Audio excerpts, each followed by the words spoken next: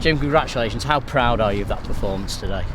Yeah, I thought it was an incredible performance. I thought we started off a little bit nervous. Maybe it took us a while to get used to the pitch. It was a bit slippy. We were quite sloppy and gave them an opportunity to spring on us, and they looked really, really dangerous to start with. But I think we just got into the game and were concerned that being 1-0 down, we knew we'd have to dig deep, show a lot of character, not just to come back into the game but to play into the wins. But I think the 12th man certainly played his part second half in making sure that as we went up the pitch that we had a chance of winning the games, and 2 great goals, and just absolutely delighted for everybody, the people that come here, the people that have worked really hard behind the scenes to make sure that everything's in place for us to be able to perform like that. And great credit, a great day for the club. That 20 minutes at the start of the second half when you got the 2 goals, obviously everybody will look at that, but I noticed you applaud your players off at half time. Although you were trailing by 1-0, you were obviously delighted with what you'd seen already. Yeah, I was determined to be positive today, because I look back at, we should be enjoying this team and we should be enjoying every moment, and maybe I sometimes look at the details and what can be added, and but you can't ask for much more. I mean, I'm looking back now at some of the people I've had to work with, and I think these guys make me proud to be the manager of the club, and make me proud to be in football. So if they misplace a pass, or they don't make a run, and they run out of steam, and they can't quite block a shot, but it's far superior in terms of footballers, professionals and human beings than many people have had to work with. So really proud of what they did first half. I think it was clear for everybody that the balance of the game certainly wasn't all filed in the first half. We created numerous chances. Niall Bellaby kicking himself, I think, that he hasn't been able to add to his tally, but the threat was there, the energy was there. The lads would come in, the lads would stay, and they all looked like they were capable of putting in a really good performance, and so I was applauding them off for the good half they had, and just wanted them just to remain positive and confident for the second half, and we certainly did. 5 wins out of 6. Before today you've got 18 goals in 5 games, which is something County haven't achieved in the last 60 odd years, so you can understand the fans singing we're on our way to the Football League. Are you going to try and keep a lid on this or not? Yeah, look, I can understand their optimism, and when you see a team playing like that in 48 hours after a home performance, tremendous character, tremendous quality, tremendous work rate and energy, and the fact that we were able to make some changes and keep the quality there.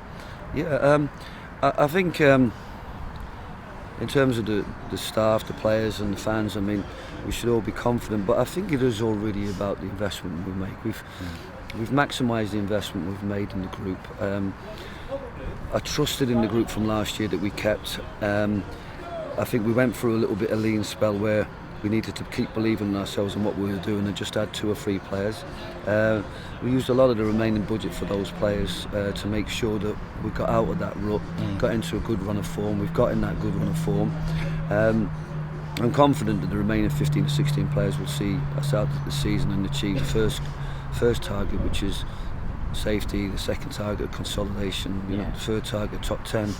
I'm not going to put too much pressure on our guys. I've put my board report in, I've put in where we're at, what we can achieve, and it's up to people beyond me to say that whether they want to invest more and push us on, because some of these players are not ours, and it's up to the board really to say, look, it doesn't need a massive amount of investment. It just needs us to make sure that we keep them all fit, keep them all ticking, going forward, and just keep trusting in them. And then when there's moments of weakness and absenteeism and injuries, that we just are able to go out and strengthen. And if we do that, then we just keep going forward. But at the moment, I'm not. People can get excited about what can achieve. When you have a bad run, everybody thinks you're going to get relegated. If you have a good run, everybody thinks you're going to get promoted. I just want to take each month, each block of games as they come, and just look to get the best out of our players. Just keep growing, keep maturing. And what I like about our group of players is that no matter what age they are, they're all probably playing as good a football as they have in their careers, and if they keep working hard at the game and keep believing in the coaching, the demanding, then they'll only get better and stronger. And that the difficult thing is not so much this season, it's holding on to some of them for next season. So we do have to work hard behind the scenes to make sure that we keep this group strong together, moving forward and adding. But a little bit of that's in my hands, a little bit's out of my hands. So, but at the moment, we should enjoy the past and the present, and say what we have finished this 2019 off with a tremendous performance, and the back-to-back victories in the style that we've done it, and the manner we've done it is just an exceptional way to finish off an exceptional year. You're going to start the year in 2020, the ground that you used to play at, of course, the Shea in Halifax. And how do you approach that game, having just hammered Halifax, so the scoreline suggests 5-1? How do you then approach that game just a few days later? Because the expectation, presumably, is you go out and win again. Well, of course, that's going to be the expectation, but I think Halifax have a lot to say about it. I don't know how they've got on today. They'll have had a tough game at home to Chesterfield. Hopefully the pitch is fine. They've got a few players that they can change and freshen up. I'm glad we've been able to make a few changes and again come out of today. Obviously Tyler had a little bit of a cold, which is no big issue. He could have played with that.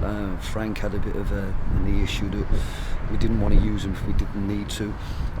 So we'll be fighting fit, everybody fully informed, confident, and all feeling part of the group, which is brilliant. But there's no given in football. The game at the Shea will be completely different to the one at home. We have to protect against complacency or a feeling that we just have to turn up and do what we did. We put a lot into that game, a lot of work, and we were very strong and determined about what we did, and we need to be the same when we go to the Shea. But I think it'll be a totally different game, a lot tougher prospect, and hopefully their fans remain positive and get behind their manager and their club, and their expectations are sensible about what they need to achieve this year, and our fans go there, and it's a brilliant, entertaining game for two clubs that are in the right half of the table, pushing in the right direction, and building on what they did last year.